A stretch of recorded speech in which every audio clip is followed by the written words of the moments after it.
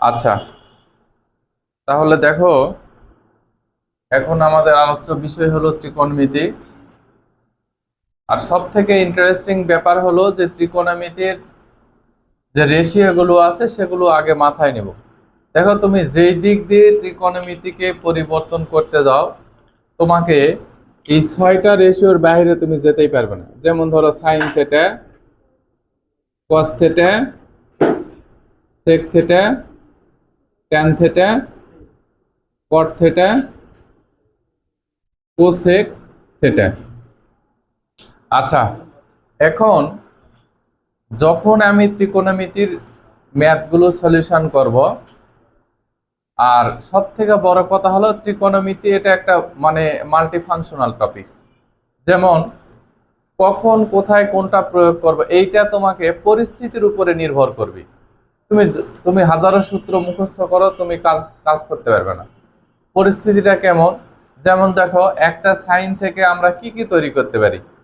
যেমন এখানে sine theta আছে, এইটা ইকুয়াল আমি এরূপ জিনিস লিখতে পারি। দেখো, 1/কো সেক থেটা।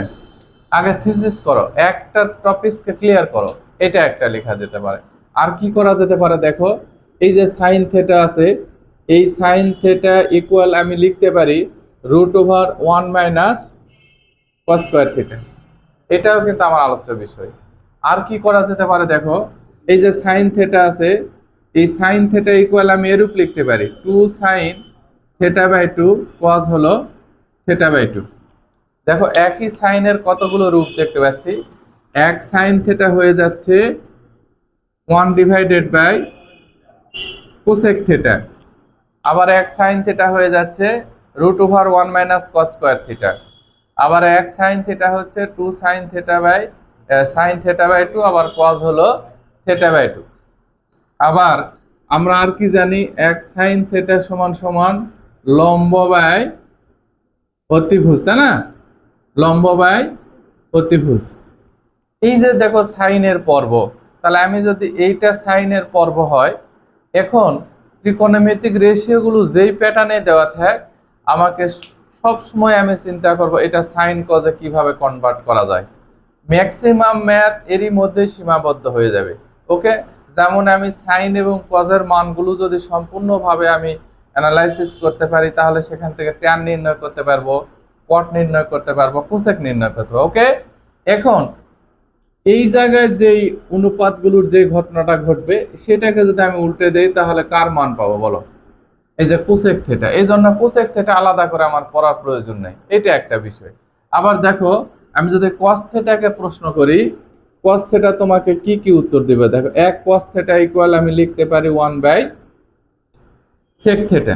তার মানে কস এবং সেক হলে একে অপরের কমপ্লিমেন্টারি, এটা হলো পরিপূরক। আচ্ছা, এরপরে কস থেটা সমান তুমি কি নির্ণয় করতে পারো দেখো, যে √1 মাইনাস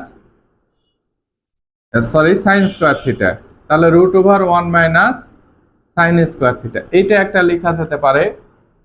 আবার দেখো, এই যে cos থেটা, এই cos থেটাটা আবার যদি স্কোয়ার কন্ডিশনও লিখলাম আমি cos²θ, তাহলে আমি কি লিখবো 1 - sin²θ। এবং এই কসটাকে যদি একটু চেঞ্জ করে ফেলি, দেখো 2 cos²θ, তাহলে আমি এখন কি লিখতে পারবো? দেখো, 1 + cos²θ। এই টপিকসগুলো বারবার তোমাকে ক্লিয়ার করতে হবে। আবার দেখো, এই যে এইখানে যদি আমি এরূপ লিখতাম যে sin2θ which is 2 sin θ cos θ। ত্রিকোণমিতি আসলে তাদের কাছে বেশি বোর্ডিং বা মনে করো একটু ঝামেলার মনে হয়, যারা হলো ত্রিকোণমিতির এই গুটি কয়েক সূত্র নিয়ে কাজ করে তাদের জন্য। এটার অনেক ভালো একটা বিউটি আছে যদি তুমি এভাবে মনে করো ভেঙে ভেঙে নিয়ে নাও। দেখো, আমরা এইভাবে ভেঙে নেওয়ার পরে দেখো, পরিস্থিতি এমন একটা জিনিস যে তোমার সময় এবং পরিস্থিতি তোমাকে পরিকল্পনা পরিবর্তন করতে সহায়তা করবে, যে এখন আমার কি করা উচিত। এখন প্রচন্ড ঝড়, তুমি যদি বাইরে থাকো, তাহলে তোমার কি করবে? তোমার এখন আত্মরক্ষার জন্য কোনো একটা জায়গায় আশ্রয় নিতে হবে। ঠিক এরকম মানে এই বুদ্ধিগুলো অটোমেটিক্যালি মানুষের ব্রেন থেকে চলে আসে। তার ত্রিকোণমিতিক রেশিও গুলো এরকম। এখন এখানে যে ম্যাথ নিয়েছে দেখো, অনেক ইজি একটা ম্যাথ। যে ট্যান এ কোয়াট এ থেকে 2 কোসেক 2a। ইন্টারেস্টিং ব্যাপার হলো দেখো, এই ট্যান এবং কট যদি তুমি সারাদিনও ভেঙে যাও, তুমি শুধু সাইন আর কজই পাবে, এর বাইরে তার কিছু পাচ্ছ না। হয় ট্যানকে ভেঙে সাইন কস পাবে, নতুবা ট্যানকে ভেঙে তুমি কট পেতে পারো, আবার কটকে ভেঙে কস সাইন অথবা ট্যান পেতে পারো। কিন্তু এই টুটা কোথাও তুমি পাবে না। কিন্তু এমন একটা পরিস্থিতিতে আমরা চলে আসব, দেখবে এই টুটা অটোমেটিক্যালি চলে আসবে। তাহলে এই টু আসার জন্য দেখো কোথায় আমাদের সহযোগিতা করতে হচ্ছে। যেমন এই টু আছে না, এই যে 2a, এটা তখনই সম্ভব, কখন সম্ভব, যেমন দেখো এই যে সাইন 2a ইকুয়াল আমি লিখতে পারি 1/কোসেক 2a। ভালো করে বোঝো, পয়েন্ট কিন্তু এখানেই, যে দেখো সাইন 2a 1 কি লিখলাম, কোসেক 2a। আমি এটা লিখতে পারি কিনা, কারণ আমার যদি এখানে লেখা থাকতো যে সাইন মনে করে হাতি, তাহলে আমি কি লিখতাম 1 এই যে কোসেক হাতি, এরূপ লিখতাম না। তাহলে পরিস্থিতি আসলে কোসেক 2 এর কোনো লজিক নেই, লজিকটা কোথায়, এই যে সাইনে। তার মানে আমি সাইন, এবং এরূপ চিন্তা করো যে সাইন 2a আসলে কখন হয়, যখন এই যে সাইন কস এটা 2 এর গুণিতক অবস্থায় থাকবে। তার মানে শুধু সাইন কস এই অবস্থায় থাকলেও কিন্তু তুমি 2a লিখতে পারবে না। যদি আমি কোথাও গিয়ে এই পরিস্থিতির শিকার হই, তাহলে আমাকে কি করতে হবে বলতো, এখানে সুন্দর করে একটা 2 নিতে হবে। ওকে, যদি এরূপ পরিস্থিতি দাঁড় করে আমি ম্যাথ করতে গিয়ে দেখা যাচ্ছে কোনো একটা জায়গায় এরূপ আকার পেয়ে গেছি, তাহলে এরূপ আকার পাওয়ার পরে আর কোনো পথ খুঁজে পাচ্ছি না, কিভাবে পাবো? এখন যদি তুমি কোথাও ম্যাথ করতে গিয়ে একটা লাইনে এসে দেখা যাচ্ছে এখানে সাইন থিটা পেলে আর হলো কস থিটা, এটা পাশাপাশি লেখা আছে, তাহলে তুমি আর কি ওস্তাদি প্রয়োগ করবে? হয় সাইনকে ভাঙলে 1/কোসেক পাবে, কসকে ভাঙলে সেক পাবে, অথবা √1 - কস স্কয়ার অর সাইন স্কয়ার, এরূপ জিনিস পেতে পারো। কিন্তু ইন্টারেস্টিং ব্যাপার হলো যে এই পরিস্থিতিটা দাঁড় করতে গেলে, এর মতো করতে গেলে তোমাকে অবশ্যই এখানে 2 এর সহযোগিতা নিতে হবে। ওকে, দেখো আমরা হলো যে ম্যাথ দেওয়া আছে এটা অনেক সহজ হচ্ছে, কিন্তু আমরা সূত্রগুলো প্রয়োগ করবো প্র্যাকটিক্যালি। অধিক সূত্র মুখস্থ করে কোনো কাজ হবে না, তোমাকে এটা প্র্যাকটিক্যালি প্রয়োগ করতে হবে, তাহলে এটা অধিক সময় মনে থাকবে। ওকে, তাহলে এখন দেখো এই ম্যাথটা সলভ করি। দেখো পরিস্থিতি আমাদেরকে কিভাবে সহযোগিতা করবে। আর সব থেকে বড় কথা হলো যে বিজ্ঞানের যে কোনো টপিকস যখনই তুমি কোনো সমস্যায় পড়বে, যদি এখান থেকে কোনো কিছু ঋণ করো ম্যাথমেটিক্যালি, সঙ্গে সঙ্গে সেটা তোমাকে পরিশোধ করতে হবে। বুঝতে পেরেছো? ধরো একটা জায়গায় আমার 2 দরকার, তাহলে 2 যদি গুণ করা দরকার হয়, তাহলে আর একটা 2 দিয়ে ওখানে ভাগ করতে হবে।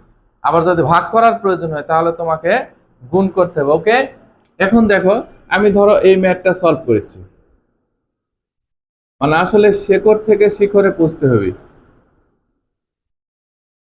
পট এ, ওকে, এখন দেখো এই যে কোসেক আছে, তাহলে আমি ট্যান এবং কট থেকে ডিরেক্টলি কোসেকে যেতে পারি না, তাহলে আমাকে এটা সাইন কজে কনভার্ট করতে হবে। তাহলে সাইন কজে যদি কনভার্ট করি, তাহলে দেখো এখানে সাইন এ ডিভাইডেড বাই হবে কজে, প্লাস এইখানে হবে কজে ডিভাইডেড বাই হবে সাইন। আচ্ছা, এটা আমি ম্যানুয়াল সিস্টেমে হিসাব নিকাশ করব, তাহলে এটা আমাদের কি বলে, আবার লসাগু গসাগুর দিকে যাব। তাহলে তাই যদি হয়, তাহলে এখানে দেখো সাইন এ এবং কজ এ লসাগু, তাহলে এখান থেকে দেখো কস কস ক্যান্সেল হয়ে গেলে এখানে কত থাকছে, সাইন স্কোয়ার এ প্লাস হলো কস স্কোয়ার এ। এখন আমাদের লজিক কি বলে, sine square theta plus cos square theta equal কত লিখবো, 1। তাহলে 1 divided by sine A cos A. এর পরবর্তী কাজ হলো কি, দেখো এখন আমি কি সূত্র আসলে প্রয়োগ করব। তাহলে আমার প্রয়োগকৃত সূত্রটা হলো কি, যে দেখো 1/সাইন এ আর আছে কত কজ এ। এখন যদি আমি এই দুটাকে আলাদা করে ভেঙেও দেই, তাহলে 1/সাইন মানে এখানে কোসেক আসবে, আর 1/কজ মানে কি আসবে, সেক আসবে।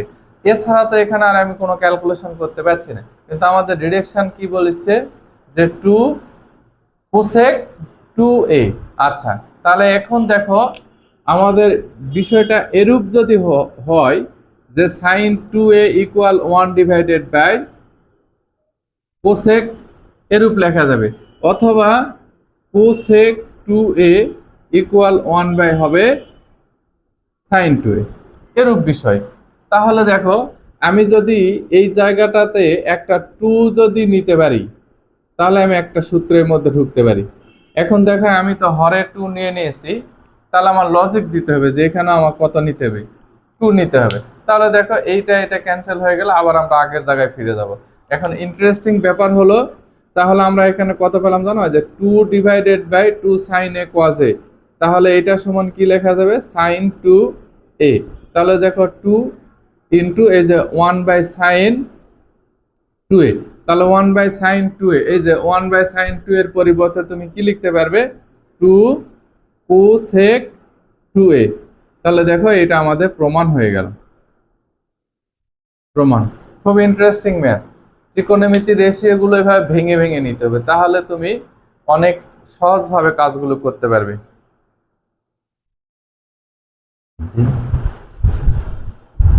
ভিডিও কেমন হচ্ছে?